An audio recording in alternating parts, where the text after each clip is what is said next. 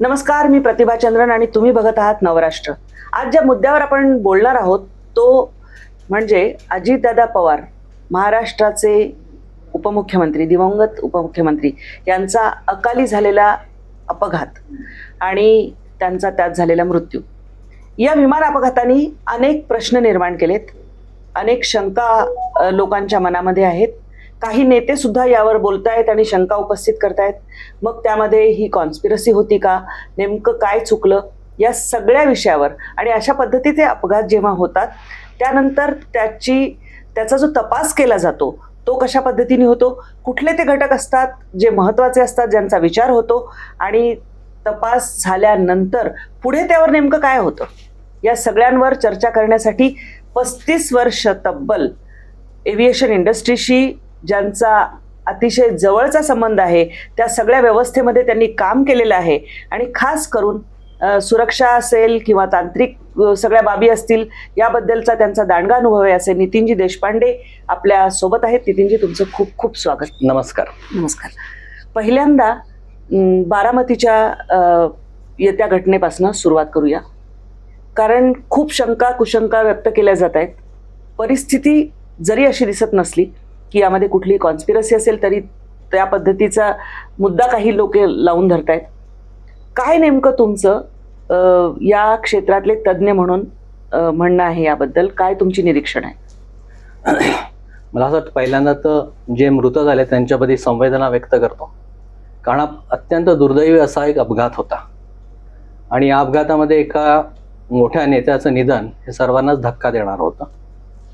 घटनेचा विचार करताना हे विमान लियर 45 या बंबार्डियर मेकचं होतं. विमानाचा जर का तुम्ही अभ्यास केला, विमानाची लांबी जवळपास 57 फूट आहे आणि 48 फूट ही त्याची रुंदी आहे. आणि जर का तुम्ही त्याचं नीट निरीक्षण केलं तर एखाद्या ॲरोसारखं हे विमान आहे. म्हणजे त्या काळात जेव्हा 97 मध्ये हे विमान पहिल्यांदा टाईप सर्टिफाईड झाल्याने निघालं तेव्हा हायस्पीड एअरक्राफ्ट म्हणून त्याला गणलं गेलं होतं. आणि असं विमान हे लवकरात लवकर आपल्या गंतव्यस्थानाला पोहोचवण्यासाठी अनेकांचं प्रिफरन्स होता. आणि त्या दृष्टीतून या विमानातून जेव्हा मुंबईहून यांनी टेक ऑफ केला, साधारणतः 8:15च्या दरम्यान टेक ऑफ झाला असावा तो, आणि दुर्दैवी घटना घडली तेव्हा 8:43 8:45चा वेळ होता. जर का तुम्ही याचा फ्लाईट रेकॉर्ड किंवा फ्लाईट रडारवर जर का तुम्ही मॅप केलं असेल तर जवळपास पुणे येईस्तोवर या विमानाची ग्राउंड स्पीड जर का असेल ती जवळपास 461 नॉट होती. याचा अर्थ जवळपास 800 किलोमीटर/आवर आणि ते होतं. आणि एवढ्या याच्यातून याला 30 नॉटिकल मैला पुणे ॲप्रननी त्यांना बारामतीकडे जायला परमिशन दिली आणि 3000 मीटर ही जी दृश्यमानता होती किंवा व्हिजिबिलिटी होती याप्रमाणे त्यांनी पुढे टेक ओव्हर करावं आणि दिसत असेल तर लँड करा अशा प्रकारची सूचना देऊन या विमानाने पुढे प्रवास केला. आत्तापर्यंत जे काही लक्षात आलं आहे किंवा जे आपण ऐकलं सगळ्यांनी मिळून की पायलटनी एक अप्रोच केला होता आणि जेव्हा त्याला ती धावपट्टी दिसली नाही तेव्हा त्यांनी पुन्हा वरती विमान नेलं आणि एक दुसऱ्यांदा अटेम्प्ट करायचा प्रयत्न केलाय. पहिला मिस्ड अप्रोच हा definitely a good decision I will say, कारण त्यांनी तो निर्णय व्यवस्थित घेतला होता. दुसरा अटेम्प्ट करतानाही आता त्याच्या लक्षात आलं असेल की कदाचित फॉगी कंडिशनमुळे स्लॅन्ट व्हिजिबिलिटी ज्याला म्हणता येईल, म्हणजे आम्ही म्हणतो की एक व्हर्टिकल व्हिजिबिलिटी असते जे आपण खाली बघू शकतो आणि एक आपण धुक्यातून बघताना कदाचित विमानाचा धावपट्टीचा अंदाज येणं कधी कठीण होतं. आणि हॉरिझॉन्टल स्टॅब व्हिजिबिलिटी ज्याला म्हणता येईल, आम्ही जेव्हा असं म्हणतो की मिनिमा ज्याला म्हणतो वेदर मिनिमा, आणि व्हिज्युअल फ्लाईट रूल्समध्ये फ्लाय करत होतं विमान, म्हणजे VFR. आता VFR म्हणजे काय, थोडक्यात असं सांगायचं झालं तर बघा आणि टाळा. बरं. म्हणजे सी अँड अवॉइड. म्हणजे अशा प्रकारच्या एअरफील्डवर जिथे तशी विमानांची धावपळ खूप नाहीये तेव्हा तुम्ही तुमच्या दृष्टीवर नजर ठेवून अवतीभोवतीचा सिच्युएशन लावायचं, तुम्हाला बघा आणि टाळा एवढं करायचं असतं. त्यामुळे ह्या विमानतळावर तसंही बाकीच्या फॅसिलिटीज नव्हत्या. इन्स्ट्रुमेंट लँडिंग सिस्टम असेल म्हणा किंवा व्ह्यूअर असेल म्हणा, ह्या नव्हत्या. तेव्हा जे काय होतं ते पायलटच्या व्हिज्युअल रेफरन्सनीच त्याला करावं लागणार होतं. आणि दुसऱ्यांदा जेव्हा त्यांनी तो अटेम्प्ट केला तेव्हा आपल्या लक्षात येईल की विमान हे धावपट्टीकडे यायला लागलं होतं त्यांनी आपलं अल्टिट्यूड कमी केला होता. अल्टिट्यूड कमी करताना त्याच्या लक्षात आलं की त्याला असं वाटलं की धावपट्टी आहे त्या दृश्यमानतेत, पण ती नव्हती. आणि मग तेव्हा ज्या लक्षात आलं त्याने त्यांनी फास्ट मध्ये असा टर्न करून पुन्हा अलाइन करायचा एक प्रयत्न केला. त्यामुळे आपल्याला हे धावपट्टीच्या डावीकडे पडलेलं आहे याचा अर्थ त्यांनी असा केला आणि असं जाऊन पुन्हा असा करायचा प्रयत्न केला. ह्या याच्यात आधी थोडी स्पीड कमी होती आणि त्यानंतर त्याचा जेव्हा अँगल ऑफ अटॅक वाढला असेल त्या अँगल ऑफ अटॅक वाढला आणि तो रोल करत होता. या याच्यात मला असं वाटतं की त्याचा जो आम्ही ज्याला स्टॉल म्हणतो त्या राईट हँड विंडची त्याची लिफ्ट गेली. लिफ्ट गेल्यामुळे ते कोसळलं असावं हा एक अंदाज आपण करू शकतो.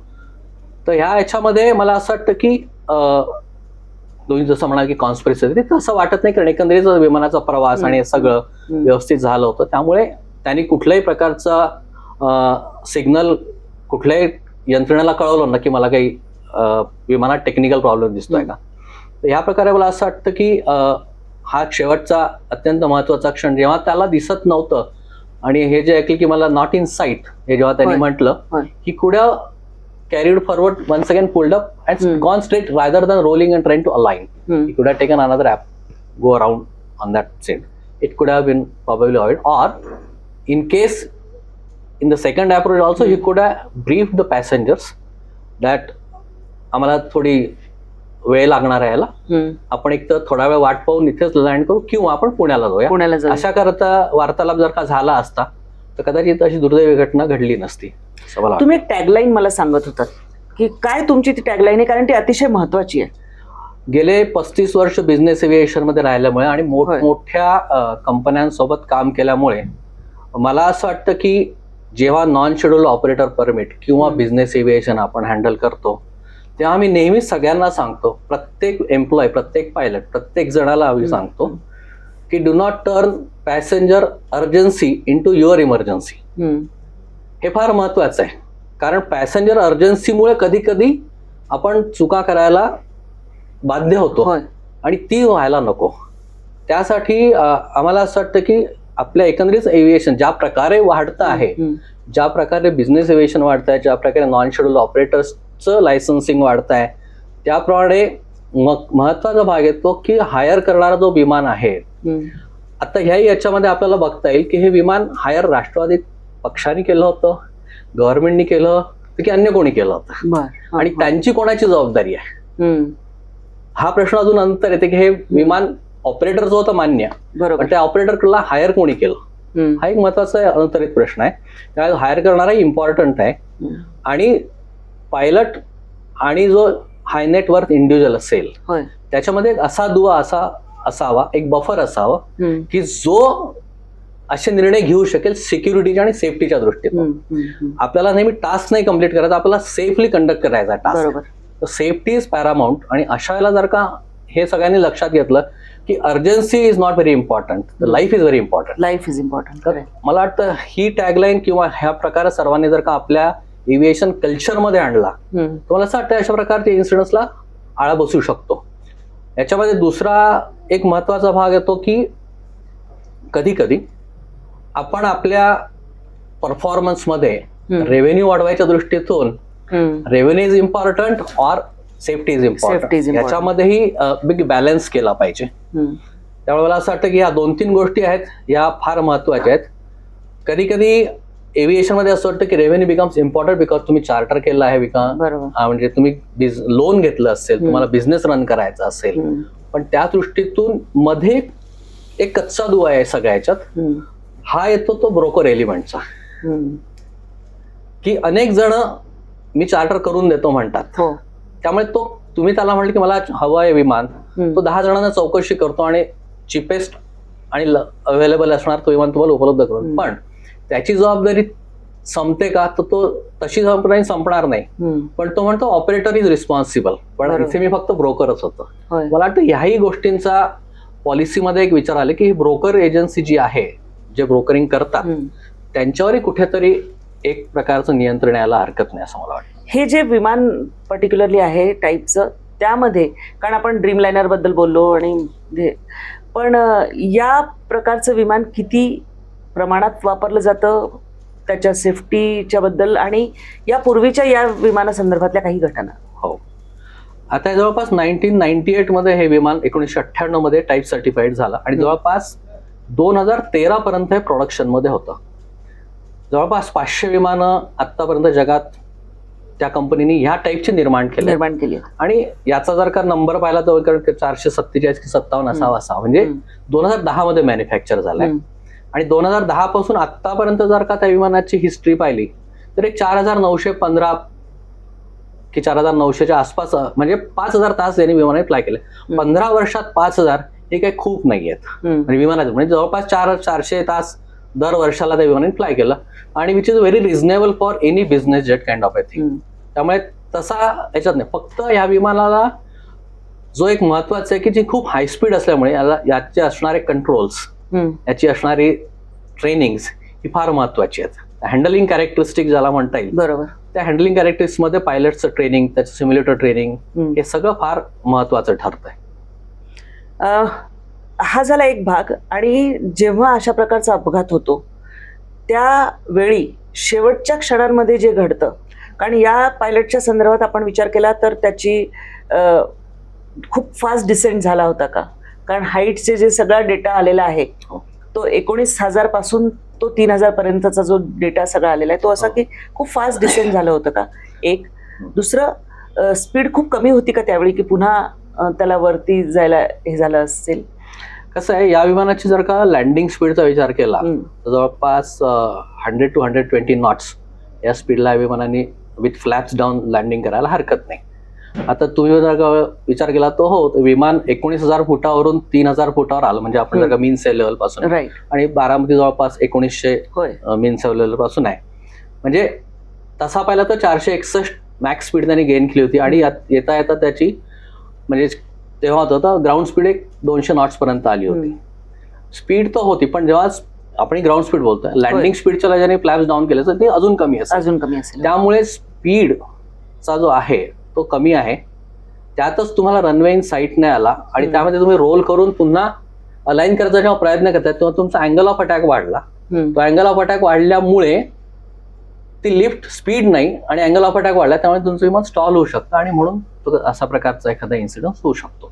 हे झाल्यानंतर मग ब्लॅक बॉक्स आणि व्हॉइस डेटा रेकॉर्डर किंवा हे याच्यामधनं काय काय रिकव्हर होतं, त्याच्यावर पुढे कसं प्रोसेस होतं हे काय? आता पहा, याच्या दृष्टीतून एअर इन्व्हेस्टिगेशन बोर्ड जे आहे त्यांनी आत्ताच आपली टीम अनाऊन्स केली आहे. त्या टीमनी सगळ्या प्रकारचे एव्हिडन्सेस गोळा करायला सुरू केले आणि महत्वाचं म्हणजे ब्लॅक बॉक्स त्याच्यातला. आता ब्लॅक बॉक्स आणि CVRचं हे रीडआउट होईल. त्या रीडआउट मधून त्यात असलेले टेक्निकल प्रॉब्लेम्स किंवा टेक्निकल इश्यूज, म्हणजे त्याच्यात सगळे जवळपास 75 एक पॅरामीटर्स रेकॉर्ड होतात ब्लॅक बॉक्समध्ये. त्यामुळे ते सगळे पॅरामीटर्स मिळतील. आणि कॉकपिट व्हॉइस रेकॉर्डर मध्ये त्यांचं जे संभाषण झालं एकमेकांशी किंवा जो कोणी कंट्रोल हँडल करत होता, आता हा काय एफिशियंट किंवा प्रोफेशनल कंट्रोलर नव्हता, जो लोकल फ्लाइंग क्लब साठी वापरण्यात तेवढेच होते. बरोबर, त्यांच्या जे लिमिटेशन असू शकतील, पण त्यांच्यातलं कॉन्व्हर्सेशन याच्यात कॅच झालं असेल आणि त्याच्यातून इन्फरन्सेस मिळू शकतील की what was this state of mind at that time. आणि याच्यानंतर अजून एक होतं की पायलट्सची ब्रेथ अनालायझर टेस्ट ही होते. अच्छा, before the first flight of the day he is suppose to do the alcohol test. Okay, त्यामुळे ती अल्कोहोल टेस्ट पण आपण असं गृहीत धरू शकतो झाली असं आहे, कारण हा नियम आहे. बरोबर, आता आपल्याबरोबर तसं म्हणायला काहीच नाही, पण तो नियम आहे. त्यामुळे नियम पाळला गेला असेल तरी हा तो जो टेस्ट रिपोर्ट असेल. आणि आता DGCA असं मॅन्डेटरी केलंय की असं व्हिडिओ रेकॉर्डिंग करायचं आहे. अच्छा, म्हणजे तुम्ही ब्रेथ अनालायझर टेस्ट करताना तुमचं व्हिडिओ रेकॉर्डिंग झालेला तुम्हाला डाटा ठेवावा लागतो, तेव्हा हा सुद्धा तुम्हाला मिळू शकेल.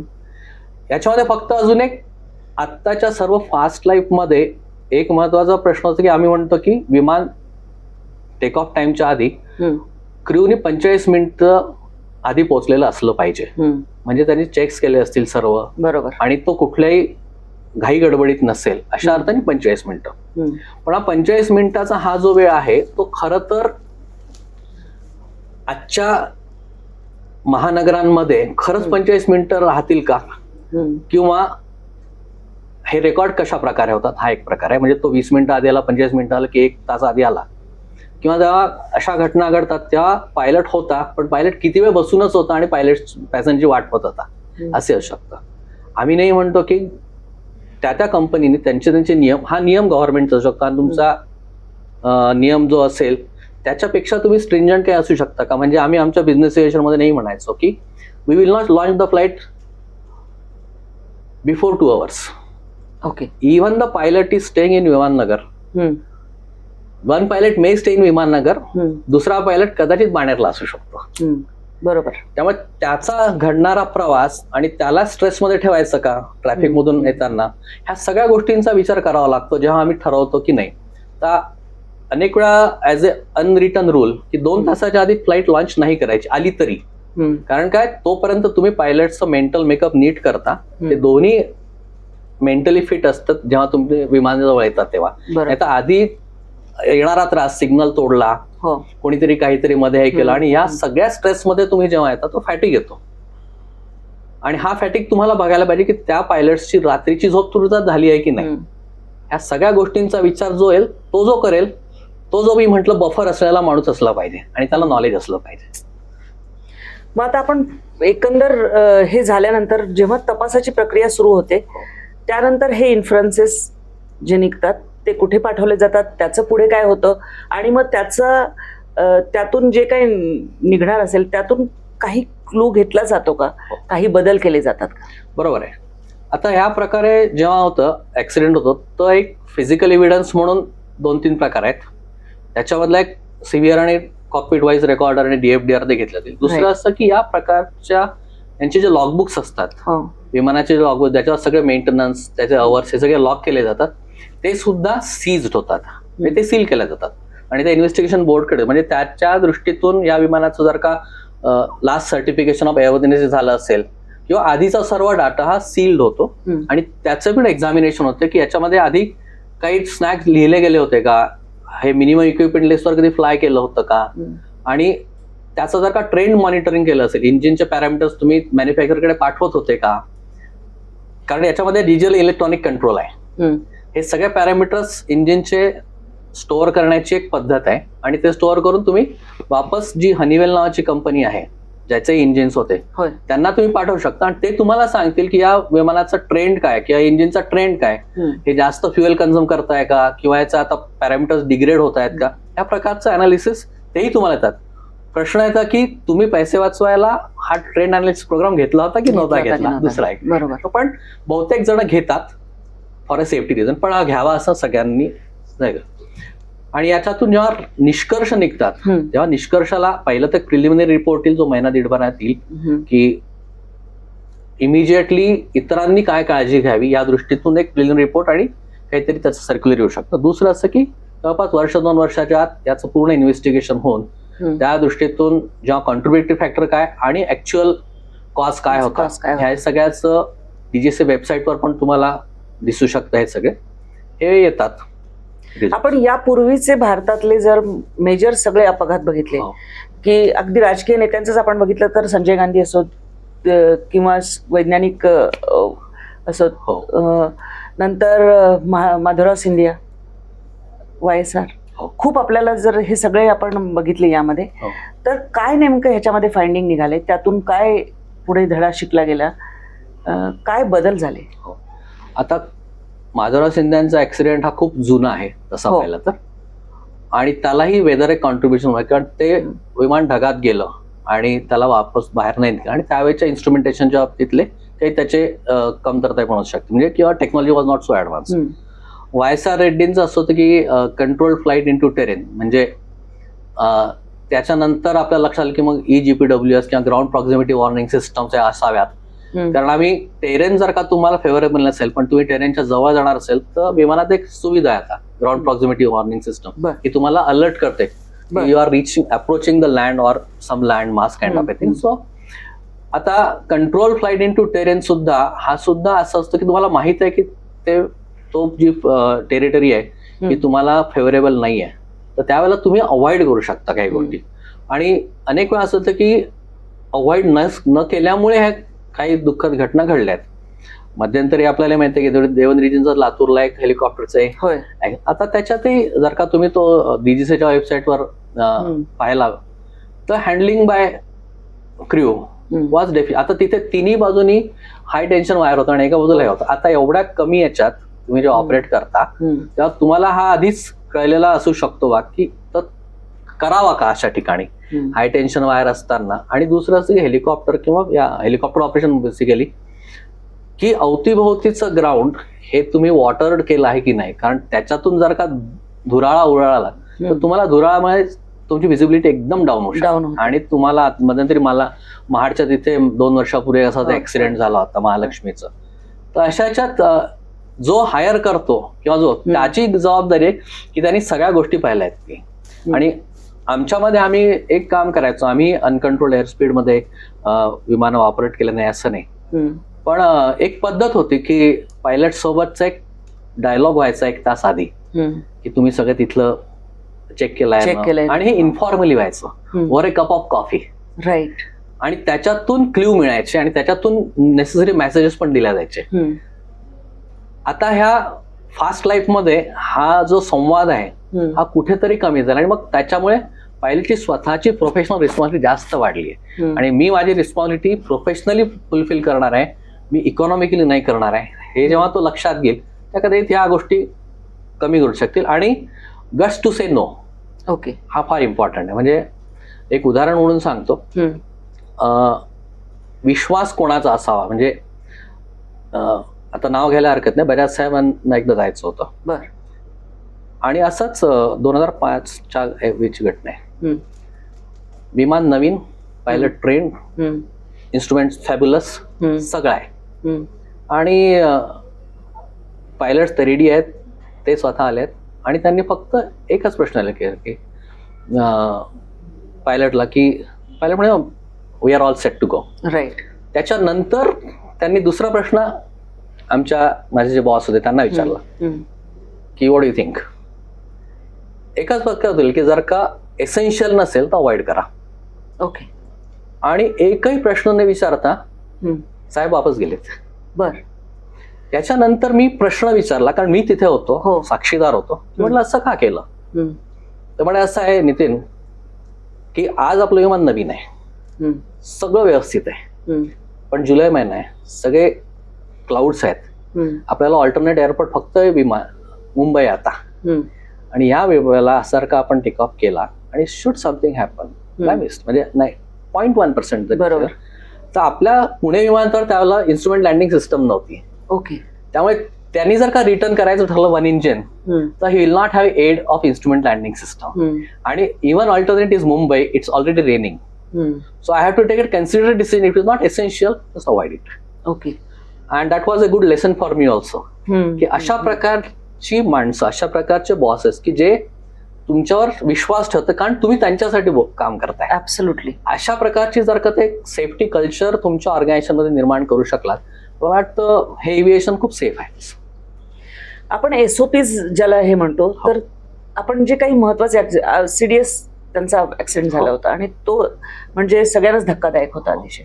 त्याचं कारण काय होतं आणि नंतर एसओपीज कशा कशा बदलत जातात, किती टप्प्याला बदलत जातात, त्या कशा पर्क्युलेट होतात, त्याचं एंड ट्रेनिंग पर्यंत कसं जातं. आता 2 प्रकार झाले याच्यात. एक तर मिलिटरी आणि सिव्हिल एव्हिएशन. ऍब्सोल्युटली. हो. तर मिलिटरी एव्हिएशनच्या एसओपीज त्यांच्या आहेत, वेल डॉक्युमेंटेड आहेत. त्यांच्यासाठी मिलिटरी एव्हिएशनचा philosophy is different than the civil aviation. Civil aviation मध्ये सेफ्टी ॲट ऑल कॉस्ट. कदाचित मिलिटरी एव्हिएशन मध्ये सेफ्टी आहेच, पण task is also equally important. तर हा डिस्टिंक्शन आहे. त्यांच्या एसओपी करताना ते त्याप्रमाणे करत असतील. सिव्हिल मधले एसओपी जे आहेत त्या एसओपीचं प्रत्येक वेळा ती एसओपी मनावर बिंबवणे हे फार महत्वाचं आहे. आणि ती अनेक वेळा असं मला आढळलंय की आपण कदाचित ऑडिट्स करतो म्हणजे काय करतो, तो ऑन पेपर करतो. ओके. तर ऑन पेपर न करता ऍक्च्युअल मध्ये जाऊन आणि ऍक्च्युअल कॉन्फिडन्स निर्माण करणं त्या ऑर्गनायझेशनचं, त्या मॅनेजरचं, ज्याला आपण अकाउंटेबल मॅनेजर म्हणतो, त्याचं कर्तव्य आहे की त्यांनी त्याच्या ऑर्गनायझेशन मध्ये जस्ट कल्चर म्हणजे जर का मला एखादा सेफ्टी कन्सर्न वाटला तर मी तुम्हाला रिपोर्ट केला पाहिजे आणि करू शकलो पाहिजे. माझ्यावर कुठली पिनिटिव्ह ऍक्शन होणार नाही या दृष्टीतून. जर का मी माझ्या नोकरीसाठी मी काही बोलणारच नसेल तर कदाचित I am not disservice to my profession असं म्हणता येईल. त्या SOPs आहेत, ऑपरेटिंग प्रोसिजर्स असतात, मॅन्युअल्स असतात, लिहिल्या जातात. त्या लिहिलेल्या मॅन्युअल्सचं सतत वारंवारता तुमच्या नोटीसमध्ये आणणं आणि त्यावेळेला त्याचा इम्पॉर्टन्स देणं. म्हणजे तुम्ही अनकंट्रोल्ड एअरफील्डमध्ये जाता आज, अरे हे बघितलंस का, ते चेक केलंस का, हे इन्फॉर्मली विचारणं. आणि कंट्रोल्ड एअरस्पीडमध्ये जाताना काय विचारणं ह्याचेही तुम्हाला ठोकताळे माहीत पाहिजेत. मला वाटतं प्रोसिजर जरी असली तरी प्रोसिजरच्या इम्प्लिमेंटेशनमध्ये सर्वांचा सहभाग हा खूप महत्वाचा आहे. आता आणखी एक की आपण अजितदादांच्याच फ्लाईटच्या बद्दल जर विचार केला तर आदल्या रात्रीपर्यंत त्यांचं असं होतं की आपण रोडनी पुण्याला येऊया आणि नंतर जाऊया. म्हणजे रात्रीतनं त्यांनी कदाचित हे हायर करण्याचा निर्णय, मग ते पार्टीने घेतला असेल, कोणी प्रोव्हाइड केलं, हा सगळा मुद्दा आलायदा. मग या सगळ्या प्रोसिजर्समध्ये हे किती क्विक घडतं आणि हे सगळे जे सेफ्टी नॉर्म्स आहेत हे कसे सगळे व्यवस्थित फॉलो होतं? कसं आहे की ज्या कंपनीला बुकिंग मिळतं किंवा जी कंपनी ऑपरेट करू शकते तर त्या कंपनीकडे तुम्ही VIP फ्लाय करता आहात का, तर त्यांना जर का माहिती VIP फ्लाईंग करतोय तर त्या दृष्टीने ते चेक्स असेल, इंजिनियर असेल ते करतात. आता विमान जर का तिथेच असेल, अवेलेबल असेल आणि त्यावेळेला तुम्ही चार्टर केलं असेल तर त्यावेळेला तुम्ही तुमचा पायलटचं FDTL ज्याला म्हणता येईल, फ्लाईट ड्युटी लिमिटेशन्स आधी चेक केल्यात का, जेव्हा तुम्ही त्याला त्याच्यावर काम सोपवताय की त्यांनी आधी ॲडिक्वेट रेस्ट घेतली आहे का.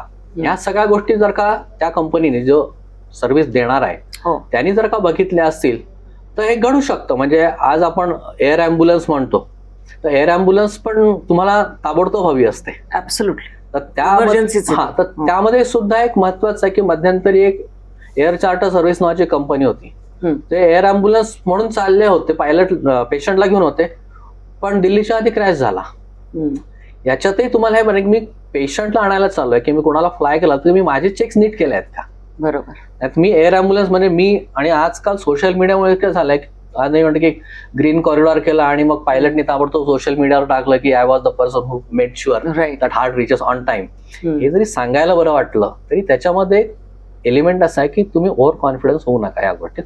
जिथे जिथे शक्य असेल ती चेन ब्रेक करा. ती वीक लिंक आहे ती ब्रेक केली तर कदाचित अशा प्रकारचे इन्सिडेंट्स अवॉइड होऊ शकतात. तुम्ही या इंडस्ट्रीमध्ये इतकी वर्ष आहात, ज्या ज्या अपघातांबद्दल बोललो त्यानंतर खरंच म्हणजे कसं असतं की एक युफोरिया असतो आणि त्यावेळी त्याबद्दल खूप गांभीर्याने बोललं जातं, चर्चा केली जाते, हे सगळं ठीक आहे. ॲज अ इंडस्ट्री आणि ॲज अ इवन जे घेतात ते हे सगळं ओरिएंटेशन होऊन खरंच बदल होतात का? मला असं वाटतं की ज्या स्पीडनी सगळं घडतंय त्याच्यामधून आपण फार कमी वेळा शिकतोय असं म्हणेल मी.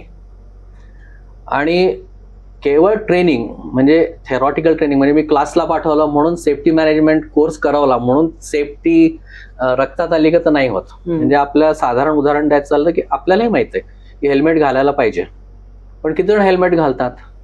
आपल्याला अनेक जण रेड सिग्नल असेल किंवा येलो असेल तरी निघून जातात. म्हणजे आपल्या मुळात आपल्याला सेफ्टी कॉन्शियसनेस सगळ्यांमध्ये येण्यासाठी सगळ्या स्तरावरचा प्रयत्न करावा लागणार आहे. आणि त्या दृष्टीतून मला असं वाटतं की जेव्हा आपण म्हणतो की बदल होतात का, तर बदल हे खूप स्लो होतात. कारण commercial pressure sometimes overrides the other things. याच्यामध्ये नॉन शेड्यूल ऑपरेटर परमिट हा जो एक NSOP किंवा चार्टर ऑपरेशन आहे याला म्हणता येईल, आणि एक प्रायव्हेट ऑपरेशन आहे. लकीली पुण्यातले बरेचसे विमाने प्रायव्हेट आहेत.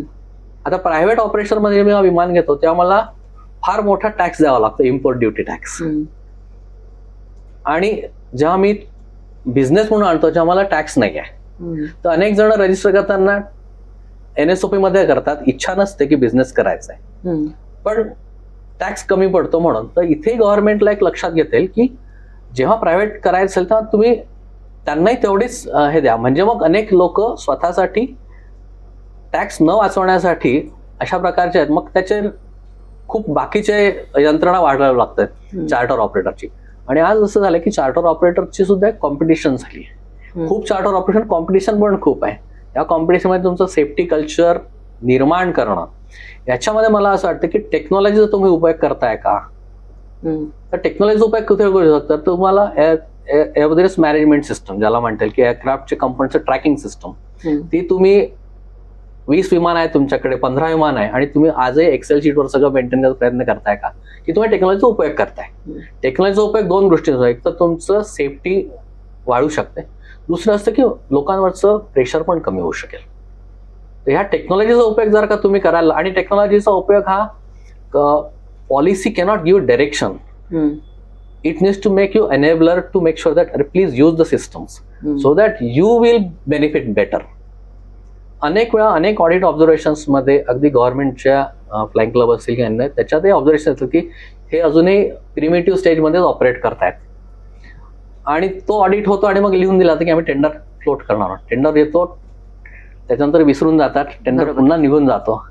ती जैसे ती सिस्टम राहते. तर गव्हर्नमेंटला सुद्धा इनिशिएटिव्ह केले. गव्हर्नमेंट कंट्रोल जे ऑर्गनायझेशन्स आहेत, are they using the technology, they could be an example for others.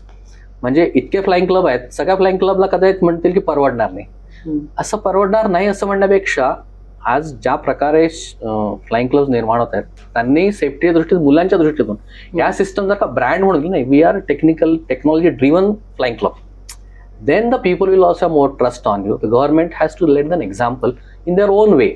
Whichever the organization they are controlling, they should make sure that they are also using the technology to benefit ultimate safety. आत्ताच्या या incidents पासून बारामतीच्या 3 top learnings काय, आणि तुम्हाला आत्ता 3 top इन्फरन्सेस काय तुमचे?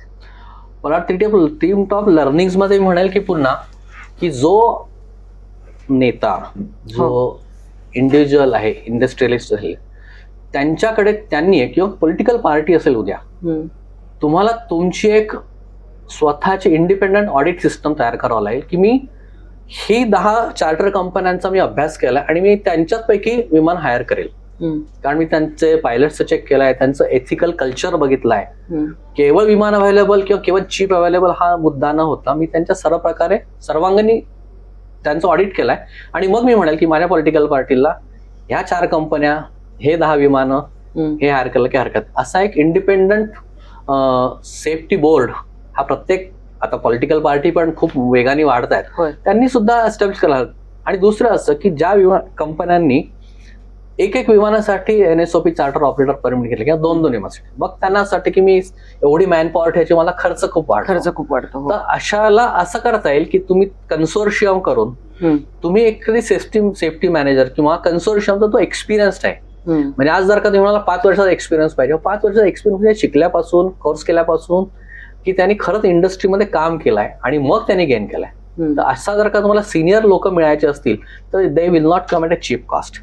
पण तुम्ही कन्सोर्शियम बनवून जर का असं म्हटलं की हा आम्ही 3 जण याच फील्डमध्ये आहोत, पण आमच्याकडे आता एकच विमान आहे, आम्ही 1 जण हायर करतो जो 3घांचे सेफ्टी बघेल. बरोबर. कदाचित अशा प्रकारचे इनोव्हेटिव्ह पॉलिसीज किंवा प्रोसिजर जर का निर्माण झाल्या, मला असं वाटतं सगळ्यांनाच त्याचा फायदा होऊ शकेल. एक टाळले गेलेला आपण अपघात, याबद्दल अपघात म्हणत नाही मी, कारण अवर्टेड कधी कधी गोष्टी असतात, त्या कदाचित मोठ्या असू शकतात पण त्या टाळल्या जातात. असे तुमचे अजून काही प्रसंग आहेत का की दॅट कॉल वॉज टेकन की we are not flying? Yes. माझ्या पाहण्यात असं आलं की प्रत्येक विमानाला एक टेक ऑफ वेट आणि एक लँडिंग वेट असतं. म्हणजे जेव्हा टेक ऑफ करतो त्याच लँडिंग वेटला तो करू शकत नाही. किंवा तुम्ही जर का अशा ठिकाणी जाणार असेल जिथे तुम्हाला अनकंट्रोल्ड एअर स्पीडमध्ये जायचं आहे, तो you have to be more cautious. मला आठवतं एक विमान, एक मोठे इंडस्ट्रियलिस्ट, आणि विमानाचा साईज होता 5 पॅसेंजर जाऊ शकतात. आणि त्यांना तिथे जायचं होतं. 5 पॅसेंजर सोबत काही डेलिगेट जे होते त्यांचं सामान पण होतं. आणि सामान आणि 5 पॅसेंजर या सगळ्यांचं जर का वेट केलं तर कदाचित ते ऍडवायसेबल नव्हतं. पुण्याहून टेक ऑफ झाला असता किंवा अन्यकडून टेक ऑफ झाला असतं, पण लँड जिथे होणार आहे तिथे असं, तर त्या दृष्टीतून ते टेल हेवी झालं असतं. त्यामुळे प्रश्न आला की आम्ही स्पष्टपणे नकार दिला की either 5 passengers will go or 1 passenger you have to drop and then only bags will go. Luckily, the gentleman was aviation oriented आणि खूप छान की त्यांनी एका पॅसेंजरला ड्रॉप केलं आणि बॅग घेतल्या. तर that has saved some kind of a thing, hmm. काही इन्सिडेंट घडला Averted calamity. बरोबर. पण हा जो एक इम्बाईब झालाय safety culture in the top man, हम्म. म्हणजे माझ्याकडे विमान आहे म्हणून माझा अधिकार आहे असं नाही, मला सेफली जायचंय, हा त्यांनी केलेला विचार हा सुद्धा तुमच्या एव्हिएशन डिपार्टमेंटला एनकरेज करेल, how to behave in aviation असं. तर आपण बघत होतो की एकंदरच या बारामतीच्या घटनेनंतर चर्चा ज्या पद्धतीने सुरू आहे, तर प्राथमिकतः यामध्ये कुठली कॉन्स्पिरसी आहे असं वाटत नाही जे होतं. अर्थात तपास होईल, नंतर नेमकं त्या क्षणी काय घडलं त्याचा बरीचशी माहिती जरी आलेली असली तरी शेवटच्या क्षणात काय घडलं हे तपासाअंतीच स्पष्ट होणार आहे. अशा प्रकारच्या घटना जेव्हा होतात त्यावेळी काही बदल सुचवले जातात, काही ज्याला शिफारसी म्हणता येतील अशा पद्धतीच्या केल्या जातात. त्या गांभीर्याने जर घेतल्या तर मोठे होणारे अपघात हे कदाचित टळू शकतील असं वाटतं. या क्षेत्राबद्दल अधिकाधिक तांत्रिकदृष्ट्या माहिती तुम्हाला आवडेल अशी माहिती पोचवण्याचा आमचा प्रयत्न असणार आहे. नितीनजींना आम्ही अधूनमधून बोलवत राहणार आहोत. तुम्हाला नेमकं काय वाटतं, अशा वेळी कसे निर्णय घेतले पाहिजेत, सुरक्षिततेच्या दृष्टीने कुठली पावलं उचलली पाहिजेत, कमेंट बॉक्समध्ये अवश्य कळवा आणि चॅनलला सबस्क्राईब करायला विसरू नका. तुर्तास मी नितीनजींसह आपली रजा घेते. धन्यवाद. धन्यवाद.